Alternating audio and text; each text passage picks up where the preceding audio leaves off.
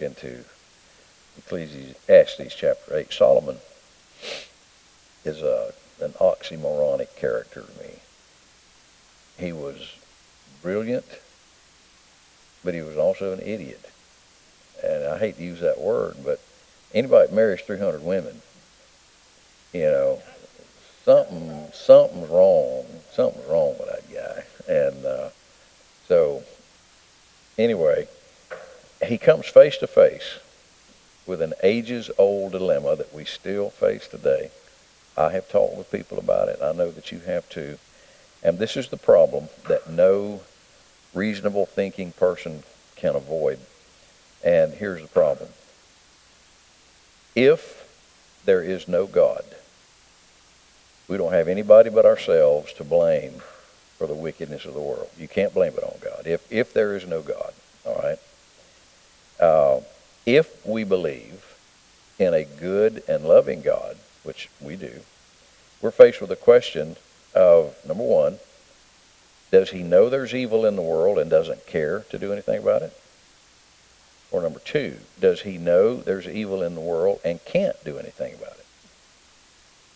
So this question throughout history has brought people to the place of being either an agnostic or an atheist, because I've talked with people that just cannot over the fact of all the wickedness in the world if there is a God.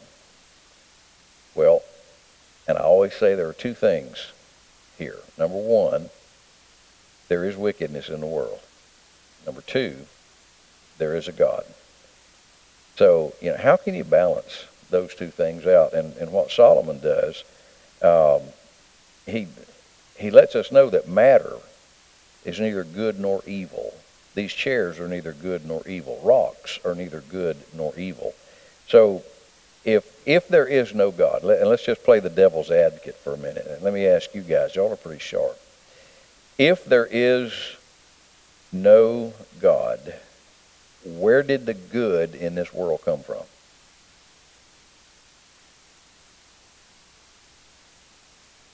Okay? And Solomon neither denied the existence of God nor the existence of evil in this particular chapter, but he acknowledges the existence of both. There is a God who is good, and there is an evil world we live in. You can watch the news every night, and that's all the news is woven from. It's just these horrible stories of murder and all this kind of stuff. And so during the days of World War II, a friend of Warren Wiersbe was asked, why doesn't God stop the war? And his friend gave this answer, because God didn't start the war. I think it's a pretty good answer. God is not responsible for anything evil. All the evil in the world came from us. And there are two kinds of evil in the world. There's moral evil and natural evil. All of this started in the Garden of Eden. When Adam broke God's law, he became a moral criminal.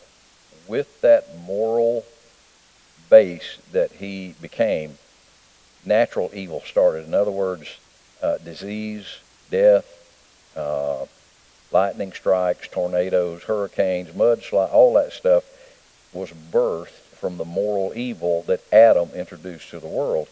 And so chapter 8 of Ecclesiastes explores evil in three major areas. I don't care where you look. There's evil in churches.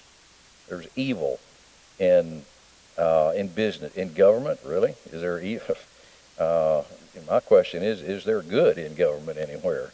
But history is littered with the names of people, dictators who have oppressed hundreds of millions of people, murdered hundreds of millions of people. I'm talking about people from Nimrod to the Pharaohs, to Sennacherib, to Nebuchadnezzar, to Darius the Mede, to Mao Zedong, Hitler, all the way down to the pettiest little tin-horn dictator that's sitting somewhere on his throne in the world today. Solomon himself oppressed his people. He was a king that really squeezed his people for money. And so there are these three areas where evil just pervades. Number one is in the area of authority. People that are in positions of authority quite often are just wicked, evil people. Number two, the area of inequity. It seems like, that good people always get shafted, and rich, wicked people, and not all rich or wicked, I'm aware of that. It seems like they always get the good stuff, and, the poor always get the evil stuff. It seems that way. So there seems to be, and he's going to talk about this inequity. And so there's authority and equity, and then there's mystery. There are just some questions that I don't think have answers to, not in this world. And Solomon's going to talk about that particular problem. So let's jump in now and take a look at verse number 1. Who is as the wise man? And who knoweth the interpretation of a thing or a matter? A man's wisdom makes his face to shine. Now, that means that he has influence. Wise people have influence in their friends' circle, in their church, in their business. And so that's what the word shine means. And the boldness of his face shall be changed. And so here's a man who's wise, and he has tremendous influence, and the hardness of his faith. Wisdom will change your approach to people. It will change your attitude. And so verse number 2 says, I counsel thee to keep the king's commandment, and that in regard of the oath. All right, now let's take a look at this matter of authority. Solomon describes an officer in the court of a dictator in chapter number 8. And this officer,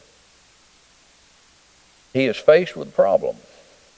And that problem is he's been given an immoral, wrong order to carry out.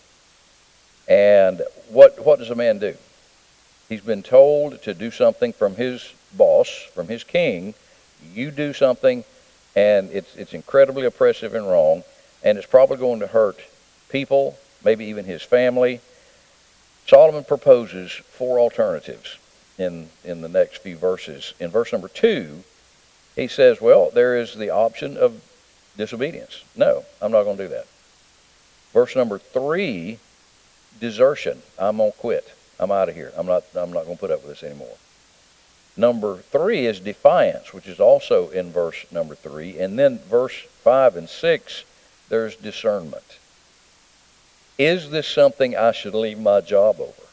Is this something? We were faced with this dilemma in the 1700s here in this country. And I'm going to read you some things in just a minute out of our Declaration of Independence. Why did they come to the place where they said, we're through with you? We're done with the king. We're done with England. Was that the right thing to do? And I submit to you it was. But let's look at option number 1, all right? Verse number 2. I counsel thee, keep the king's commandment, and that in regard to the oath of God. Now, so should the guy just completely disobey the king? Because he's made an oath to work for the man. He's made an oath to be under the authority of this guy. So what do you do? The officer could violate his own oath, and he could serve the king, or he could just absolutely refuse to serve the king. And so this thing is going to require some wisdom. Is it significant enough? Quit. Is it significant enough to rebel against authority? And there's nothing on the earth equal to a wise man. And he knows how to handle a sticky situation. There's a right way to handle every wrong situation. And so Solomon encourages this guy, keep your oath. All right? He's encouraging him to, if at all possible. So, Rose, come on in. He could rebel against the ruler, but the encouragement was, keep your word. You told him you would be in his cabinet. You told him that you would work for him. Keep your word if at all possible. And so you promised to obey your king, and so you need to do that. So before he rebelled against authority, he needed to consider his options here. And this matter of rebellion against revolution, it's a pretty serious matter. To rebel, yes.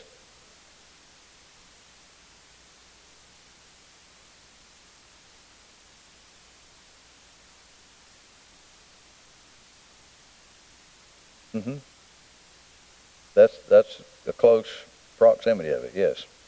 As much as is in you to get along with people. And Romans 13 lays out this argument for the believer, but it was a more serious matter in Solomon's day, because if you disobeyed the king, he could just lift your head off. That's not going to happen here in the United States today. But so there's just disobedience. And there are people that just don't want to be told what to do. It's not wrong. What they've been asked to do is not wrong. They just don't agree with it. And this is the tough part.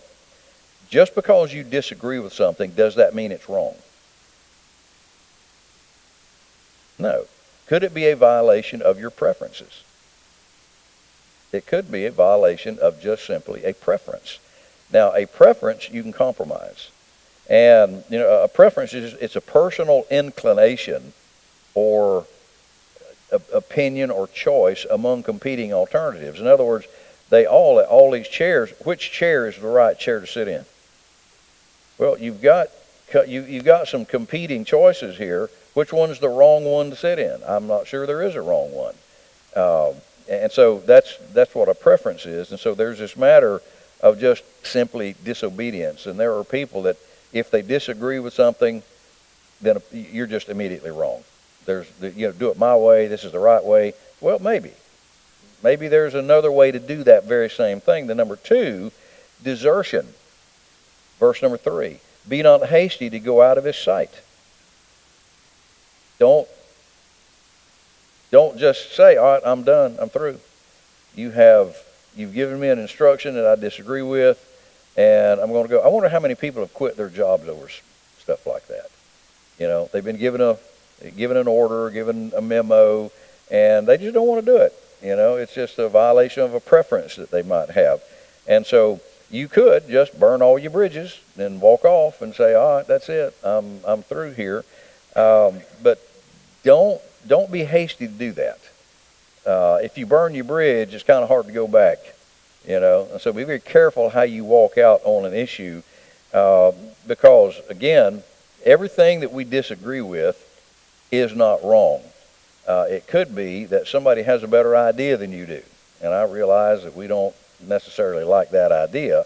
But a principle, on the other hand, you cannot compromise a principle. And a principle is a law or a rule based on God's character by which we govern our lives. Now, you can't compromise a principle. I can compromise a preference. And I've seen in some churches where the pastor had a hard time discerning what was a preference and a principle. I'll give you this back several years ago. One of the young students at school, he had left school. He was pastoring a church, and some people in the church had some family members that had a singing group. And they asked the pastor, can they come sing? He said, sure.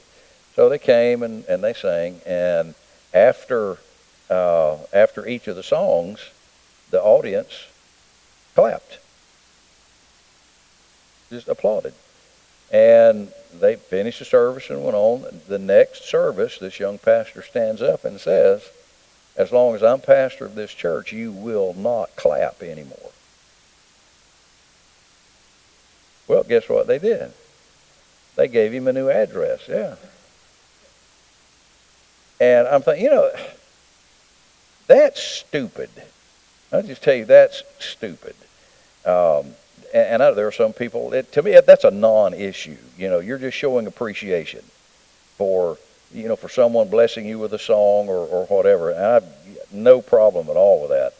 And so I think we need to be very careful about how we disagree and how we represent ourselves with that. And then there's a third thing in chapter 3. Look at the second half of chapter 3. There's just defiance. Stand not in an evil thing, for he doeth whatsoever pleaseth him. Who are we talking about? The king, all right? Don't get in his face now. Don't do that. If you do that, Well, don't support immorality. I basically am a one-issue voter. And that issue is not the border, it's not the economy, it's life. That's my issue. Because this is my opinion, if you're wrong about life, you're wrong about everything else. How can you be right about other issues if you are wrong about the sanctity of life? And so that's where I stand. You don't have to agree with that, but anyway, there's just pure old defiance. But before I defy my employer or my boss or my government, before I defy them, I need to make sure that what they're doing is morally wrong. I need to make sure of that. If I am dealing with a preferential issue, I'm just going to have to say, okay, I would prefer not to have to do that, but it's not a moral issue. Now, let me read you something. This is, I've got a copy of the Declaration of Independence here, and I'm not going to read the whole thing. But have you ever read the Declaration of Independence? All right, there were 27 grievances that the colonies had against England.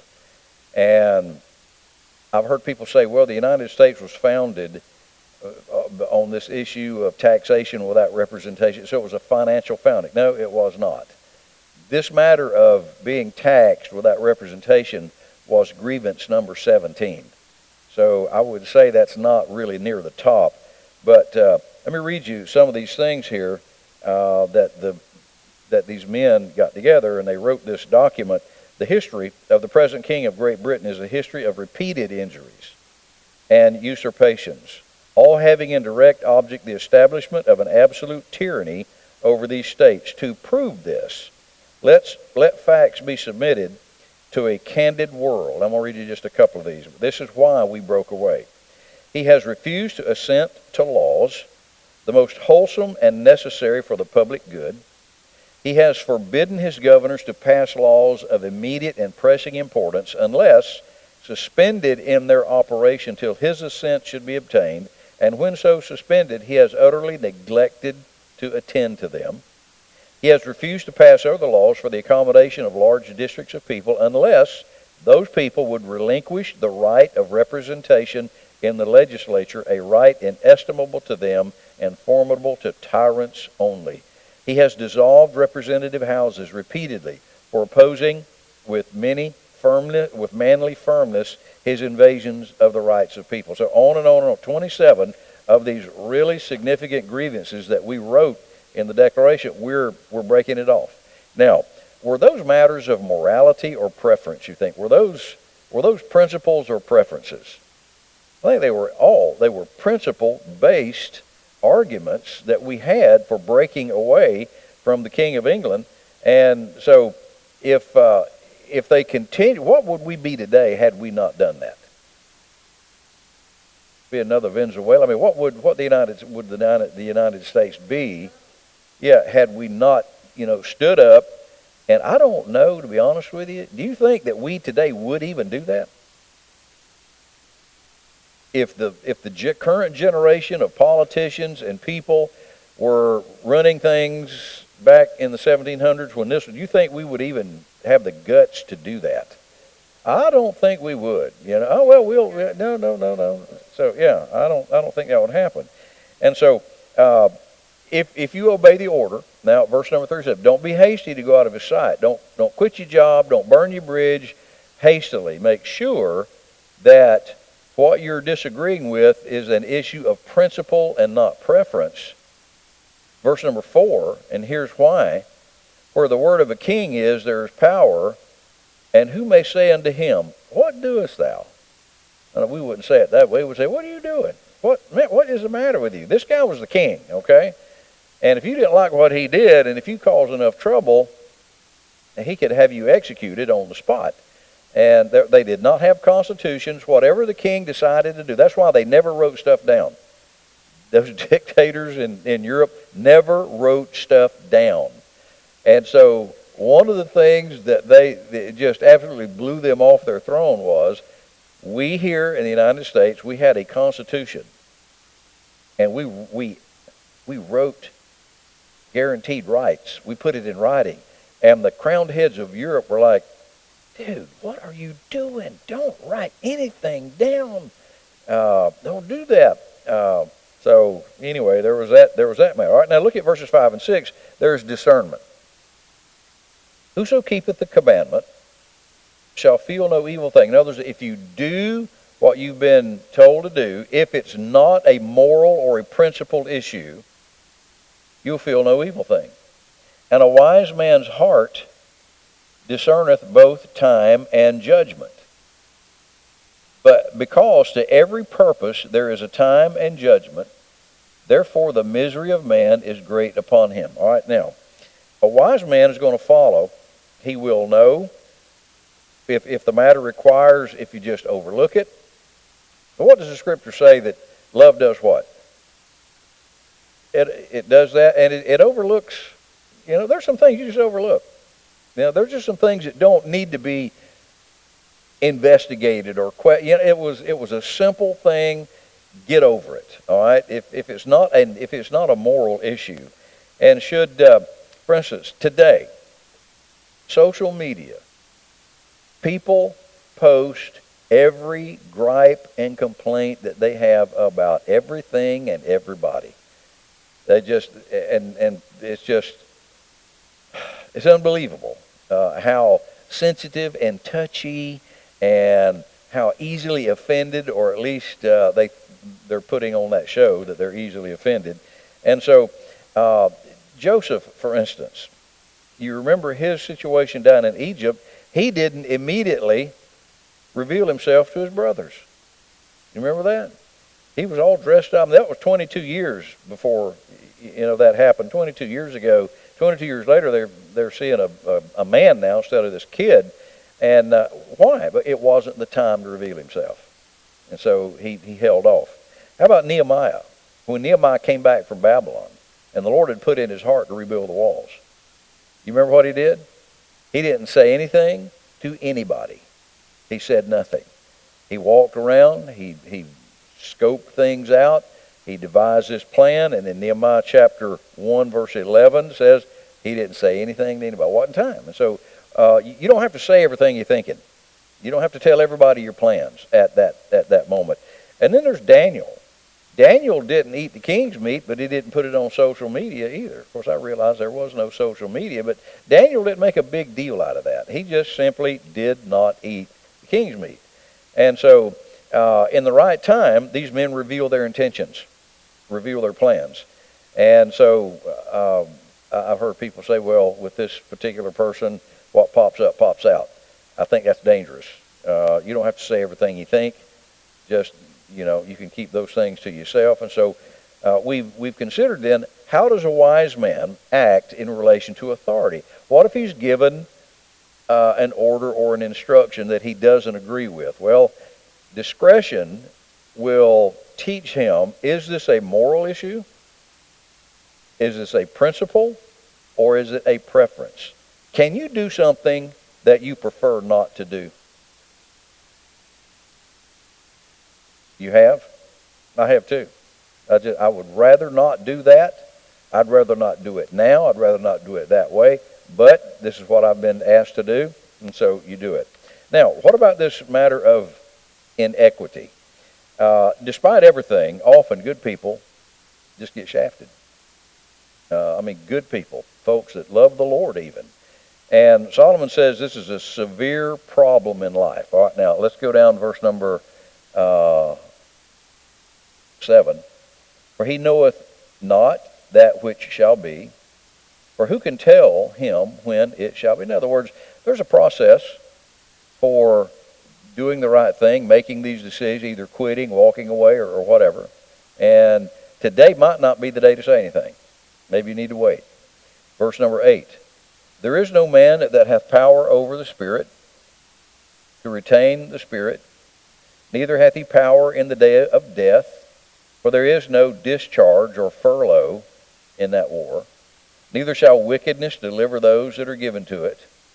All this I've seen, and applied my heart unto every work that is done under the sun.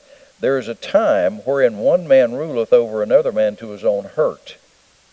And so I saw the wicked buried, who had come and gone from the place of the holy, and they were forgotten in the city where they had so done. This is also vanity. Now, the bad often get what the good deserve, it seems. Have you ever looked at the world and you've seen some really, really wicked, just awful people, incredibly wealthy, vile people, famous, and they're almost famous for being vile. They're famous for their wickedness. And so verse number 10. Well, you guys, y'all remember Robert Frost, the author. He said one time that 12 persons, he was defining a jury, and he said a jury is 12 persons chosen to decide who has the best lawyer. And he's probably right about that. Now, is that fair? No, that's not fair. There's a Spanish proverb that says, laws, like spider webs, catch flies and let the hawks go free. Have you seen that? If you've got enough money, you can get away with anything. And poor people just seem to get slapped around and beat around by the press, by maybe even the legal system. And so here's the bottom line is this, ladies and gentlemen. Wickedness is always going to be found out. And the bodies are always going to float, put it that way. Back a number of years ago, I forget what country it was, but they shot down a passenger jet.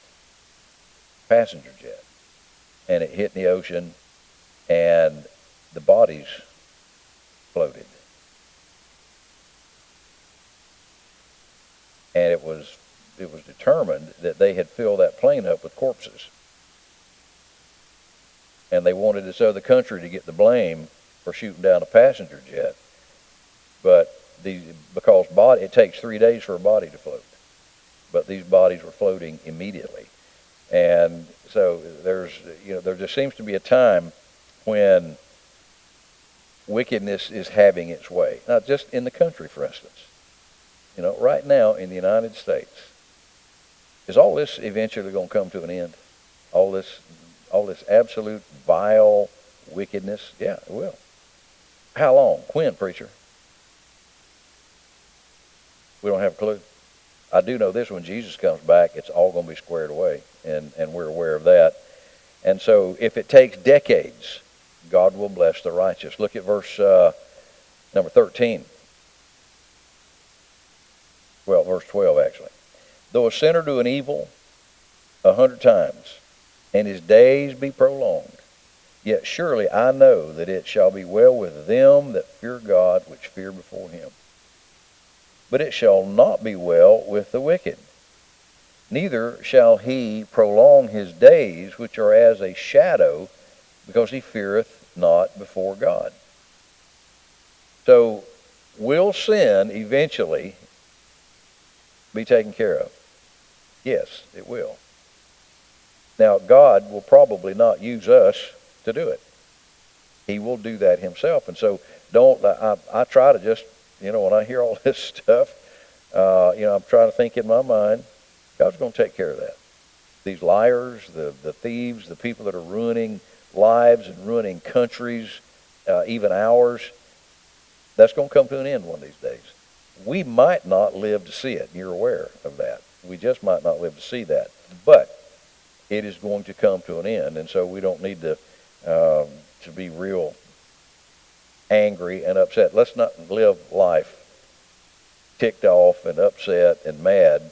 It's not worth it, Nathan?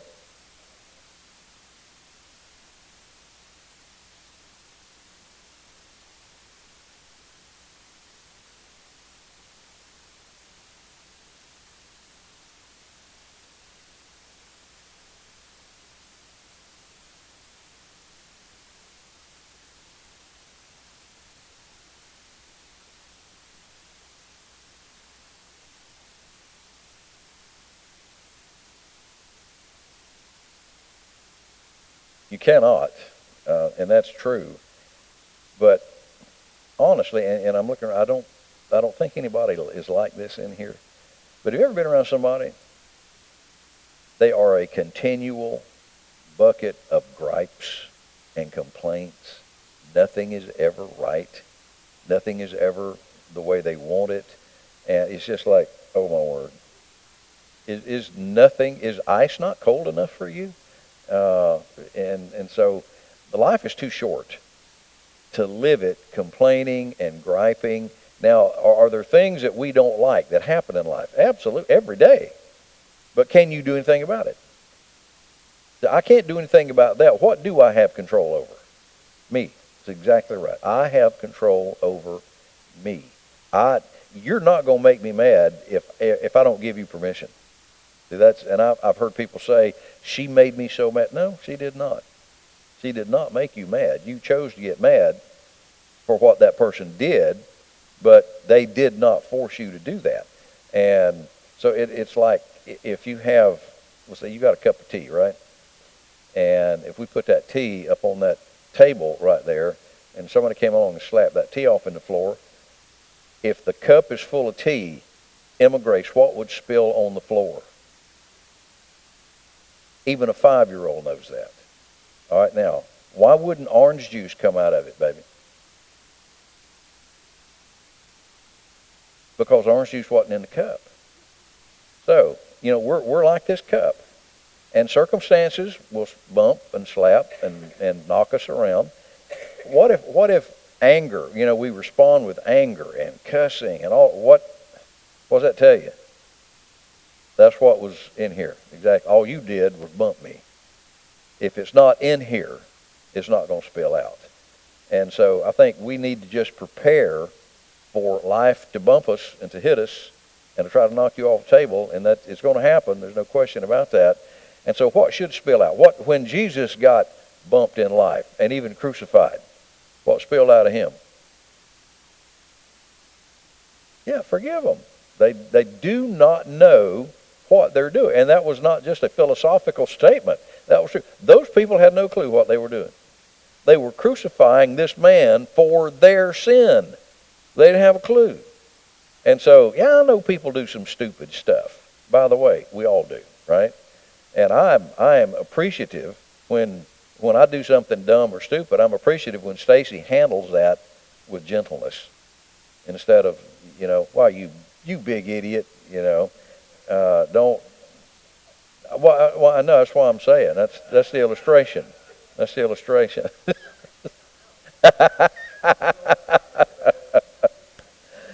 Oh goodness! All right, so. I think this is how you can create some really strong relationships in life. Don't keep your powder so dry that any little thing sparks you and blows you up. Now, verses 16 and 17, he's going to talk about mysteries. Can you explain everything? Can you explain why 200 people plus got killed in North Carolina? Can you explain that? Were there Christians, you think, that got killed up there? Absolutely. I mean, why? Well, look at verse 16 and 17. When I applied mine heart to know wisdom, and to see the business that is done upon the earth, for also there is that neither day nor night seeth sleep with his eyes, then I beheld all the work of God, that a man cannot find out the work that is done under the sun. Because though a man labor to seek it out, yet he shall not find it. Yea, farther, though a wise man think to know it, yet shall he not be able to find it. Now this is a godly, wise man. Still can't figure it out. And so there's mystery in life. You can stay up all night Googling something and still not find the answer.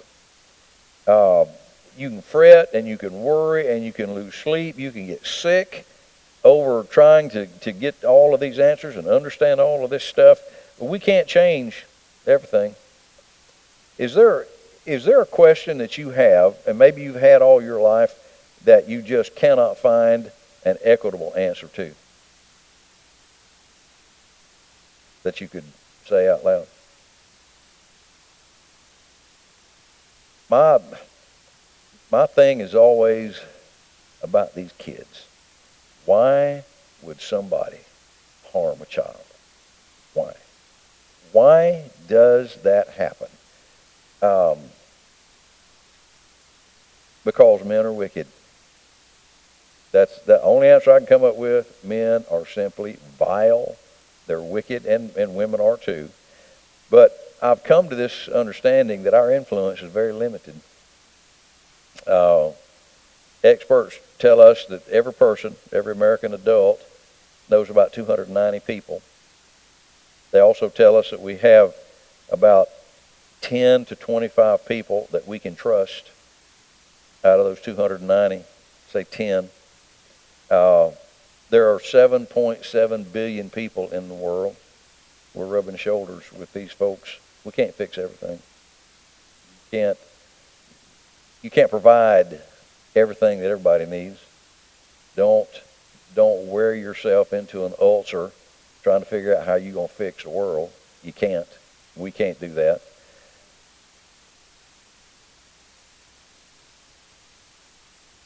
Trust.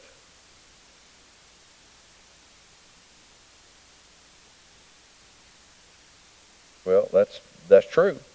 And so here's, I think the bottom line is, influence who you can. Impact what you can. Change what you can. And I think it's kind of like, I can influence this person.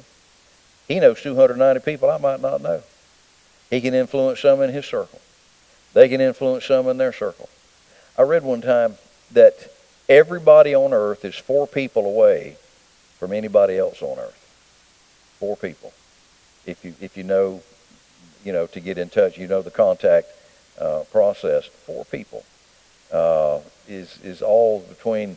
So can we have a broader influence than we're having? I think the answer is yes to that. God doesn't expect us to alter the course of history. We're not going to be able to do that. But we can have an impact on some, not all, some of that 290 on average is how many we know. And you can have an influence on the people in this church. You can have an influence on the people that you know in Hardy County. As a matter of fact, I would dare say that you already have. You already have. You might not even know it. But Sister Charlotte, you've been here a long time, and you've lived a long time. You've impacted a lot of people. I doubt you know the names of everybody that you've impacted. But does that matter? It does not matter. They do. And I don't think you have to know that. That might make us a little prideful. Yeah. And you may. People will, come up to you and say, thank you for what you did 40 years ago or whatever. Chelsea, now you're young. You've had an influence on a lot of your students. I know that. I've had people talk to me about that. And Stacy, I know you have had an influence on people here and people on the job. Have you influenced anybody, Emma Grace? You think you've touched somebody's life?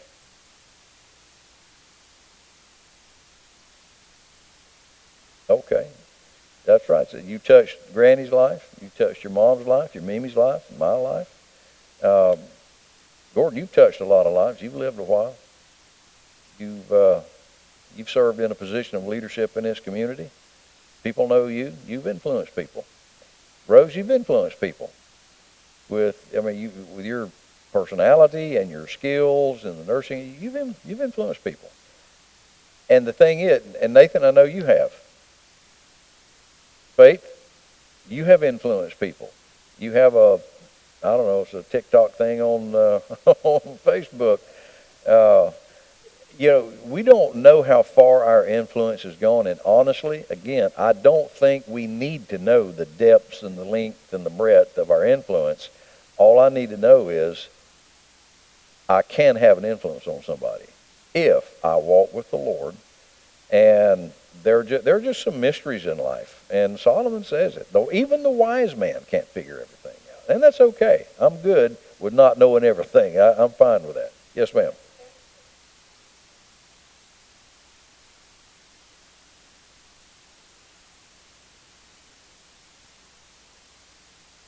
Mm-hmm. Mm-hmm. And you'll come across it. You'll come across people in some unusual places. Might be at the gas station. Might be at the grocery store. Uh, it may be in the parking lot. You don't know. You're going to have an opportunity to touch somebody and to influence them, and you may never see that person again. You may never see that person again. And so, if you're in the parking lot, say at Walmart, and you're walking up to the store, and there's somebody that maybe is an older person. They've got 2 cases of water, 40 bottles in each case. What might be a good thing to do? Yeah, come up to them. Hey, can I put that in your car for you? And and you may never see that person again. You don't have to see them again. You don't have to know their name or their address. You don't have to know anything about them. But you've had that kind of an influence on them, and I think that's the way to live life. I really, really do. Anybody have any illustrations of what we're talking about here? Yes, sir.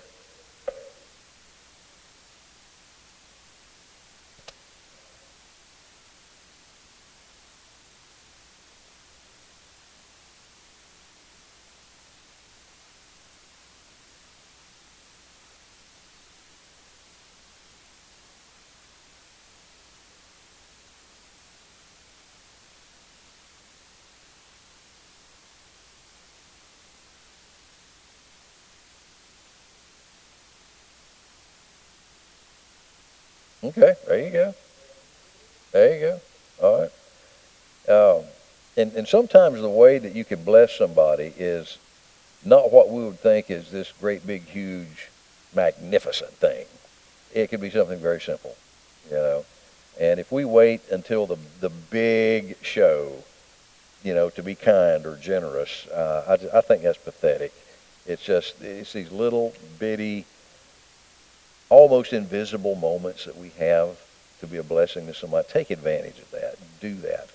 And live with the fact you're not going to understand why did that happen?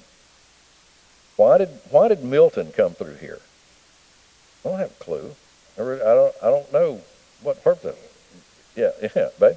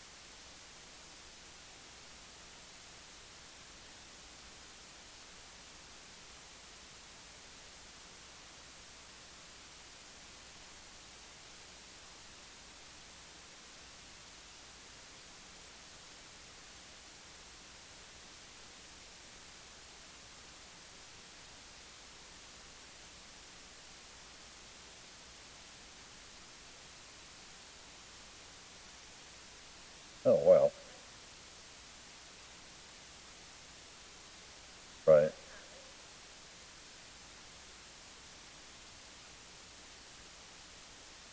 Well, it was a lot to her. I'd not heard that story. Thank you. Thank you for doing that.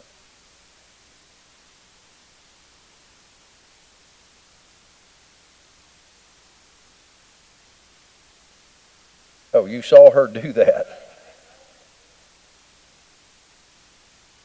Well, okay. Well,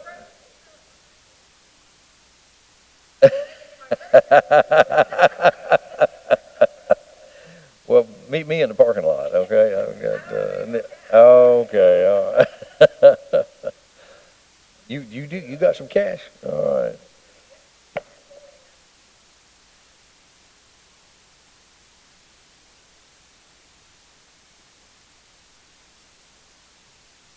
right then. Up.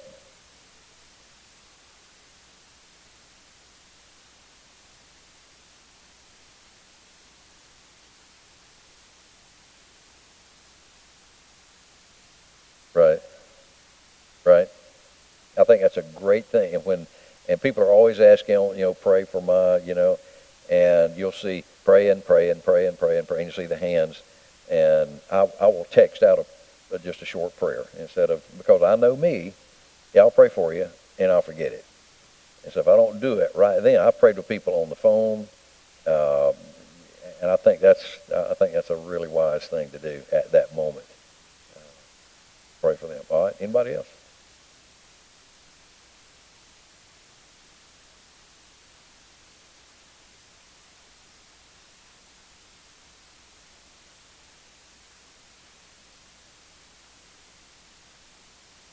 Right.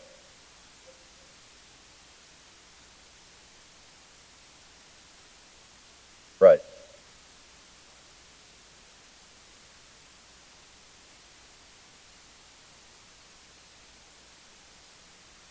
Right.